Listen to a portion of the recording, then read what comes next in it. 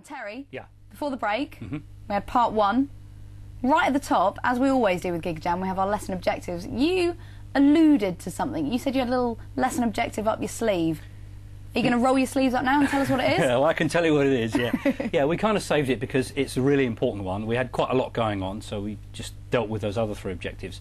This one's a really special one. We kind of discovered it as if by magic. We were talking about introducing the D and the G string now, so that we're developing further our understanding of the bass and the fretboard and learning about all the strings.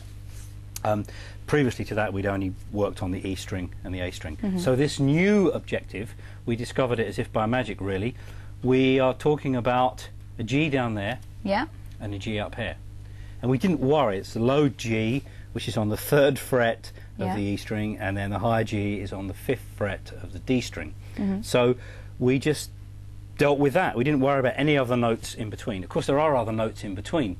So what we've discovered here is that if you were, we're not going to do that right now, we'll do that later, if you were to work out the notes in between using the musical alphabet, we started with G, after that would be A, followed by B, followed by C, D, E, F, and back to G.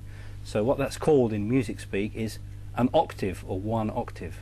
Oh, so right. we're playing a low G and a high G, and that's an octave. And the important thing about this, and that's why I kept it as a secret objective, is this shape. This first finger there, 4th finger there. So if I take that away, can you still see where the notes live? Yes, yes. If you can't, you can check on the Gigajam material, because there's a got that picture funky there. little diagram which shows you the low G and the high G and connects them to really illustrate clearly that octave shape. So the notes in between, the G and the other G, are they all found within that shape?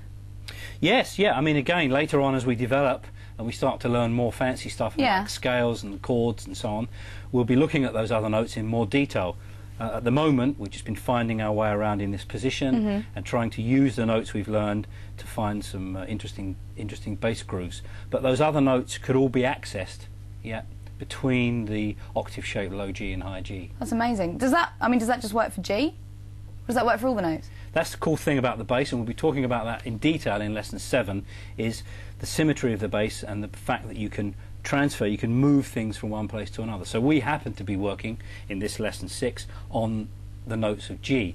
But you're right, absolutely, if we were working on other notes, X or Y or Z, if such notes existed, we could go to those and transfer exactly the same concepts and find an octave for the note X or whatever. I mean, this opens up everything on the neck, doesn't it? This makes it so easy for us to find all the other notes around those notes. Yeah, it's a good way of thinking about the neck, and as I say, we'll be getting into that in detail in lesson 7, the visualization of the fingerboard, which is an important thing. Because otherwise it can seem very confusing and very difficult to penetrate the information on the fingerboard. Well, I mean, the thing I've sort of always realised, it's so different from a piano where you can see the notes just following in order all the way up. You look at a bass and, you know, a guitar, there's no markers there, there's no notation written on the neck for you. Yeah, the piano's got this kind of monochrome colour coding where you go white, black, and you think, hey, I kind of know where I am. It gives me... There's C, there's D, there's B. It's easy to get your bearings. So we've got to find a way of recognising landmarks like that on the bass. So that's why we've been talking about fingering, we've been talking about staying in position so we can get our bearings. We're talking about the fret numbers and the dots and the note names. So slowly we build up this kind of database of information on the fingerboard. Absolutely. I mean, the octave shape is our map on the neck. That's a really key one for bass players, and in fact what we're going to do now, if you don't mind, thank you, you're right on cue as ever, is scroll down. There's the low and the high G. There's the octave shape and how it looks in notation on the bass clef on the stave. The next exercise will give us a chance to put this into practice. It shows us low G, let me just turn the bass up, and high G. And as you can see, I'm sure reading the rhythm, the first bar is quarter notes and the second bar is eighth notes. And it just gives us a chance to practice carefully string crossing from that low G to that high G. Low G is the first finger, high G is the 4th finger. Okay, so we've got 2 bars there. Could you just run through for my benefit and for the guys' benefit the first bar? We'll break it down. The first bar is low G. I'm not going to worry about the timing or the rhythm of the quarter notes here. I'm just going to locate the notes. The low G, followed by the high G.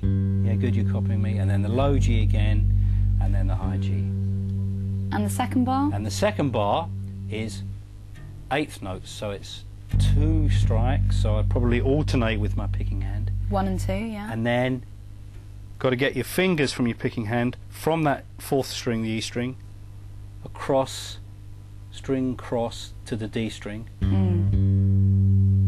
So that whole exercise, if I play it for you, would go, first bar is low G, high G, low G, high G, then our eighth notes. low, low, high, high, low, high. Maybe if we put the video clip on, give everyone a chance to see it again. All right, let's see it in action on the video So clip. this is string crossing using the octave shape G.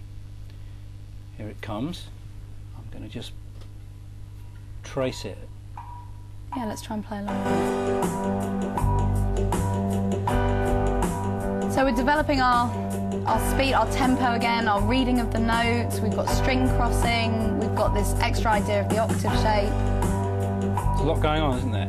Yeah, finger technique, the alternate picking. Yeah, and this alternate picking, you're going to have to...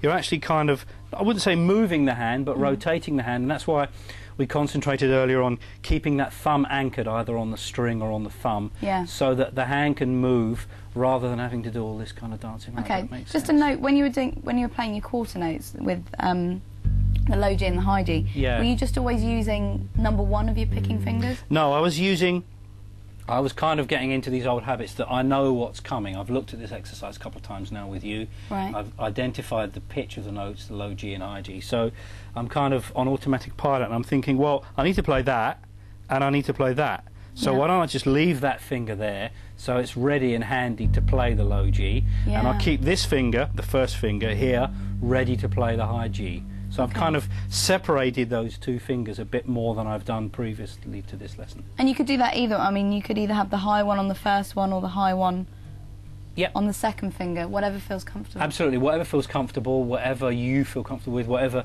seems to be working. Maybe you should just try the alternative and see whether that's more or less comfortable. In any case, you'll know more about your own technique and control and fluency, so it's a good thing to do.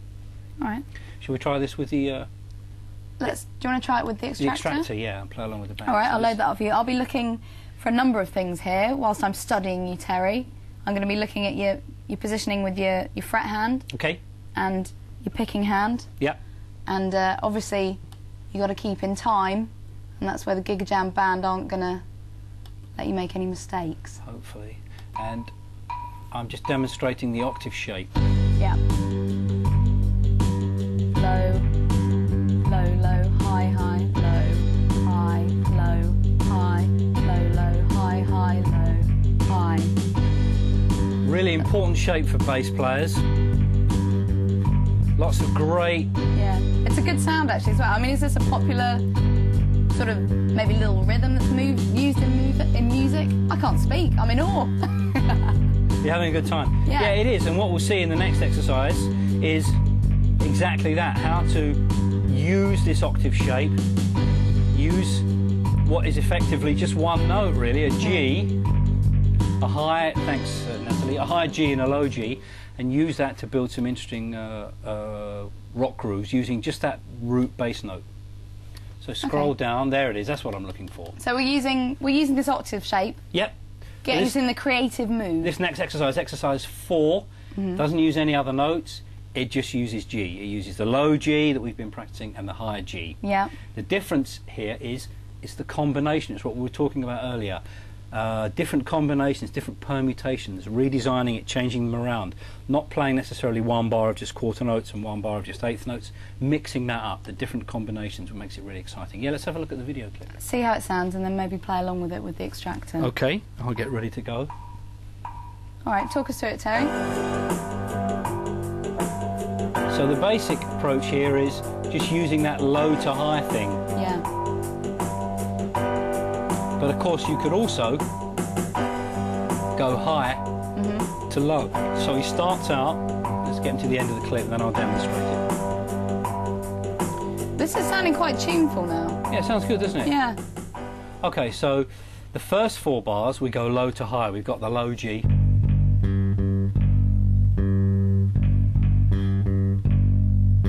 that's just me repeating the first 4 bars. Yeah. Yeah, so that's low to high. First time it's 8th notes and then quarter notes.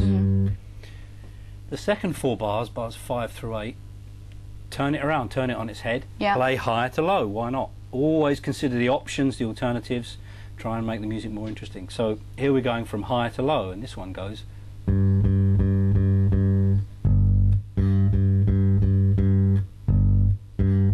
So this is keeping it interesting still. Obviously we're learning, So here's learning those skills. Yeah, are you dialing up the extractor? Or I certainly am.